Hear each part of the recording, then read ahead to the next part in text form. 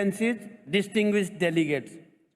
At the outset, I congratulate the presidency of this COP28 for hosting this conference and thank the government of UAE for extending a warm hospitality to my delegation.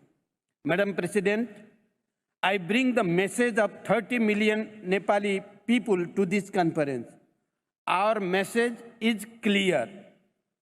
Mountains are tortured by rising temperature. Save them first.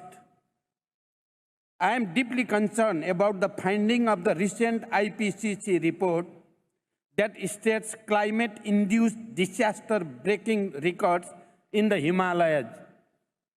We have already lost 1/3 of our glaciers, and scientists have warned that we are going to lose another 1/3 by the end of this century. This is a wake-up call to all of us.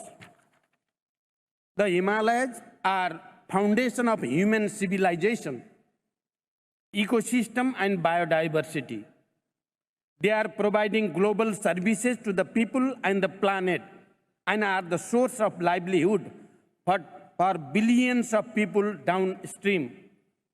Madam President, Nepal is bearing a direct, disproportionate, the damaging effect of climate change despite near zero contribution to global emissions.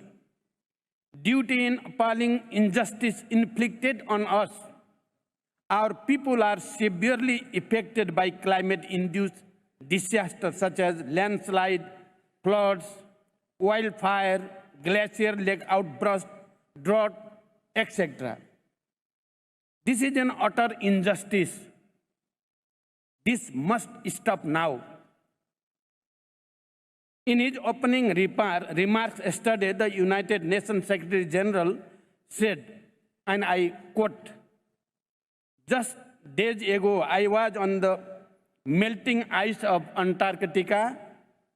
Not long ago, I was among the melting glaciers of Nepal. These two spots are far in distance, but united in the crisis," unquote.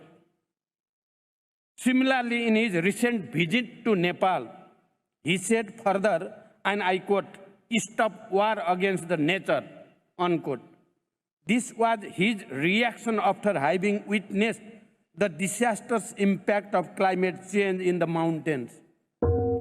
Indeed, it is a war against nature as well as humanity. We are waging war with ourselves and the future generation only to satisfy our short-sighted and self-serving interest. So, I stand here for climate justice for my innocent people who are sheer victim of this catastrophe. Madam President, recently I unveiled the National Adaptation Plan and NDC implementation guideline with clear roadmap and strategies. Nepal is fully committed to the Paris Agreement. We are committed to achieving a net zero greenhouse gas emission by 2045, 5 years earlier than the global target. We will fully utilize our hydropower potential to secure the clean energy and maintain 45% forest covered land. However, our attempts to implement climate change adaptation and mitigation plans are facing serious financial and technological gaps. LDCs are more vulnerable to the impact of the climate change and are in desperate need of financial and technological support.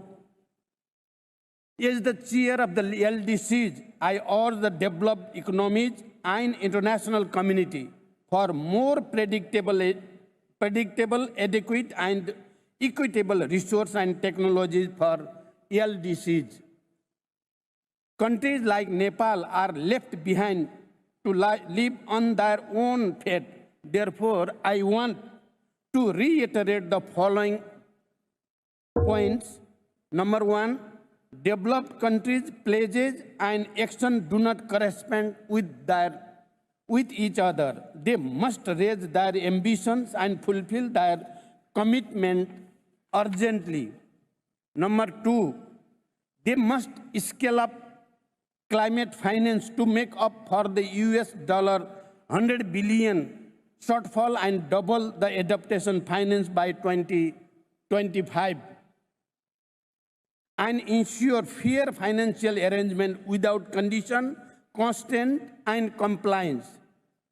Third, we demand grants as our justice to address this crisis. The loss and damage fund must be predictable, simplified, and adequate for LDCs and mountainous countries. The GST report must give a clear roadmap to all, and we must act in solidarity with urgency.